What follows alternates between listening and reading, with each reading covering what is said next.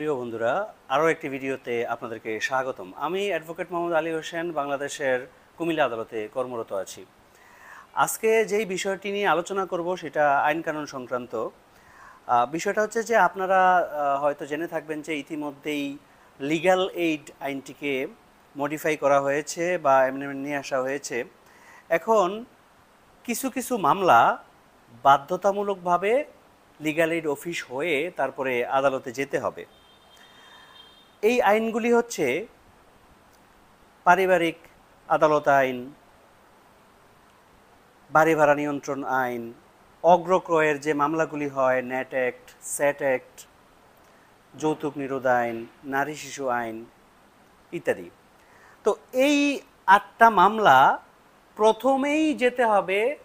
কেউ যদি মামলা করতে চায় প্রথমেই যেতে হবে তাকে লিগ্যাল এইড অফিসে, এবং লিগ্যাল এইড অফিস হয়ে যদি মামলার সমাধান না হয় তাহলে যেতে হবে কোর্টে। আচ্ছা, চলুন জেনে নেওয়া যাক আসলে লিগ্যাল এইড অফিসের আসলে কনসেপ্টটা কি, লিগ্যাল এইড আইন বা লিগ্যাল এইড অফিসের কাজ কি।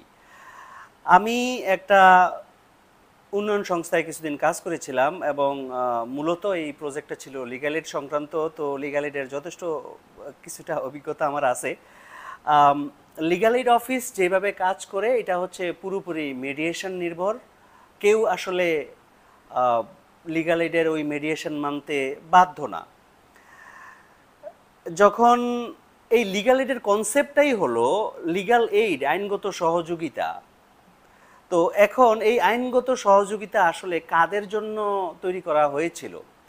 বিশেষত যারা আসলে সুবিধাবঞ্চিত শ্রেণী, দরিদ্র, যাদের পক্ষে প্রাইভেট লয়ার নিযুক্ত করা সম্ভব না, তারাই মূলত লিগ্যাল এইড অফিসের সহযোগিতা নিবেন। সেখানে প্যানেল লয়ার আছেন। যদি লিগ্যাল এইডের মেডিয়েশন ব্যর্থ হয় তাহলে যেই ব্যক্তি লিগ্যাল এইডের শরণাপন্ন হলেন প্যানেল লয়াররা তাদেরকে সহযোগিতা করবে, তাদের প্যানেল লয়ারদের খরচ সরকার দিবেন। এই হচ্ছে লিগ্যাল এইড অফিসের কনসেপ্টটা।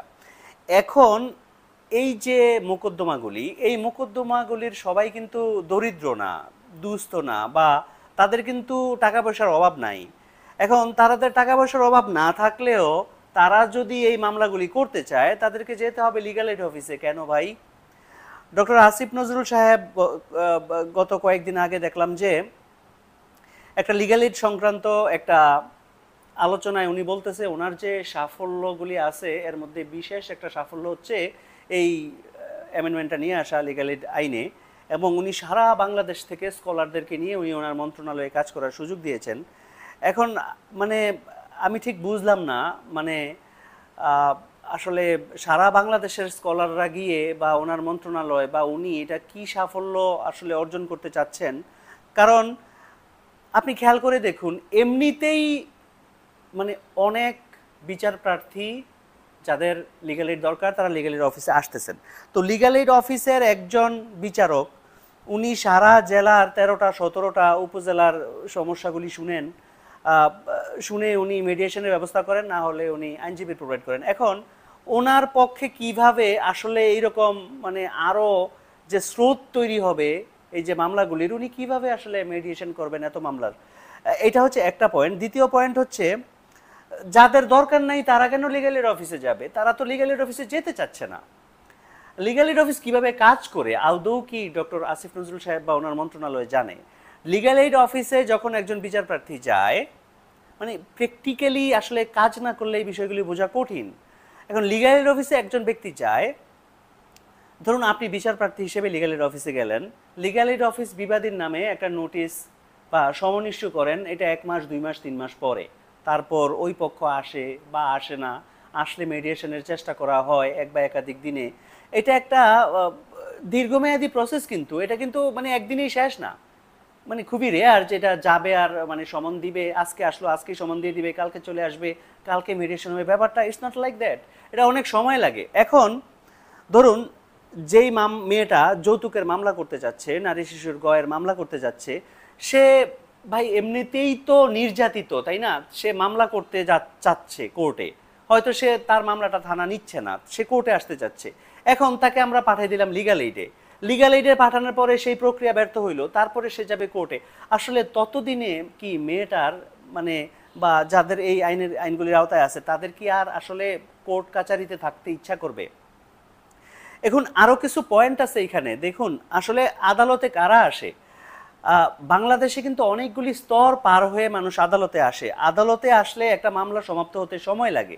এখন মানুষ যখন ঘরে তার সমস্যা সমাধান করতে পারে, তার বাড়িতে সমস্যা সমাধান করতে পারে, তার পাড়ায় সমস্যা সমাধান করতে পারে, তার ইউনিয়নের সমস্যা সমাধান করতে পারে, উপজেলা লেভেলে প্রবলেমের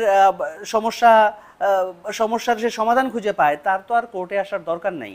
সে নিরুপায় হয়ে থানায় যায়, থানায় গেলে কোর্ট, থানা অনেক সময় যখন মামলা না নেয় তখন সে কোর্টে আসে। তা কোর্টে আসার পরেও তাকে আমরা বাধ্যতামূলকভাবে যদি লিগ্যাল এইড অফিসে পাঠিয়ে দেই, তাহলে এইখানে আবার সে আরেকটা ঘাট পের হয়ে তারপরে যাবে কোর্টে। তাহলে এই যে একটা মানুষকে আসলে দীর্ঘমেয়াদী ভোগান্তির মধ্যে আমরা ফেলে দিচ্ছি, মানে এটা কি ঠিক হচ্ছে? আসলে এটা একটা চিন্তার বিষয়। আরেকটা জিনিস দেখেন, পারিবারিক আদালতের যে এখতিয়ার, সেটাও শুরুতে দেখা যাচ্ছে যে লিগ্যাল এইড অফিসে যেতে হবে। ভাই মানে বাংলাদেশ মানে কুমিল্লা কোর্টের কথা যদি দেখেন, এইখানে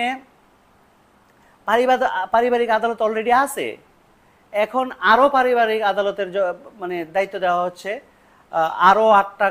আরো কয়েকটা কোর্টকে দায়িত্ব দেওয়া হবে। আবার রিসেন্টলি দেখা যাচ্ছে যে অনেকগুলি জয়েন্ট জাজ কোর্ট কুমিল্লায় নেওয়া হবে। এখানে প্রায় 12টা জয়েন্ট জাজ কোর্ট হয়ে যাবে, আগেরই 4-5টা ছিল।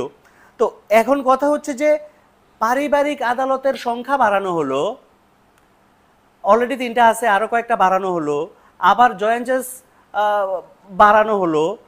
এরপরে আসলে মামলা মোকদ্দমা লিগ্যাল এইড অফিসে পাঠায়, লিগ্যাল এইডের পরে আবার কোর্টে যাওয়া।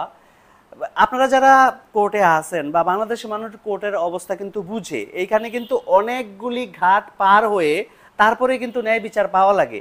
এখন আমরা যদি আরো একটা ঘাটের মধ্যে তাদেরকে ফেলি যে এই ঘাট পার হয়ে তাকে কোর্টে যাইতে হবে, সেই কোর্ট পার হয়ে, এটা তো তাও আবার লোয়ার কোর্ট, সেইখানে বিচার না পেলে সে হাইকোর্টে যাবে, তাহলে তার জন্য আমরা কি আসলে মানে দ্রুত সমাধানের পরিবর্তে আমরা কি আসলে তাকে আসলে আরো ধীরগতির করে ফেললাম কিনা? আমার ব্যক্তিগতভাবে তাই মনে হয়। এবং আমার মনে হয় এই যে আইনগুলিকে বাধ্যতামূলক করে দেওয়া হচ্ছে, এটা ঠিক হয় নাই। কারণ আপনি কেন মানুষকে বাধ্য করবেন একটা লিগ্যাল এইড অফিসে যেতে? যার যাওয়ার ইচ্ছা নাই সে যাবে না, আর যার যাওয়ার প্রয়োজন সে যাবে।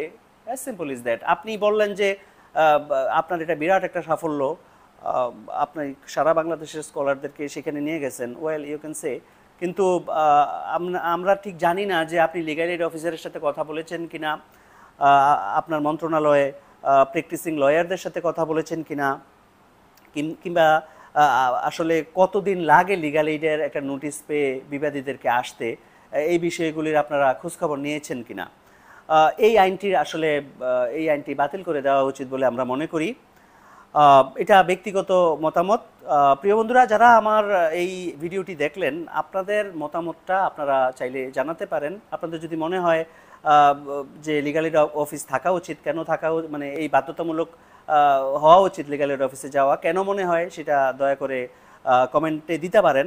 আর যদি মনে হয় থাকা উচিত না, কেন উচিত না, সেটাও আপনি লিখে দিতে পারেন। আপনারা যারা ফেসবুকে আমার এই পোস্টটি দেখলেন, এই ভিডিওটি দেখলেন, তারা উৎসাহিত করতে পারেন কমেন্ট দিয়ে, লাইক দিয়ে। আর যারা ইউটিউবে দেখলেন তারা আমার চ্যানেলটিকে সাবস্ক্রাইব করে দিতে পারেন। আপনারা সুস্থ থাকবেন, ভালো থাকবেন। জাতীয় গুরুত্বপূর্ণ অন্য কোনো ইস্যুতে, অন্য কোনো রাজনৈতিক বা আইনগত আলোচনা নিয়ে আবারও হাজির হব। সে পর্যন্ত সুস্থ থাকুন, ভালো থাকুন। আসসালামু আলাইকুম ওয়া রাহমাতুল্লাহ।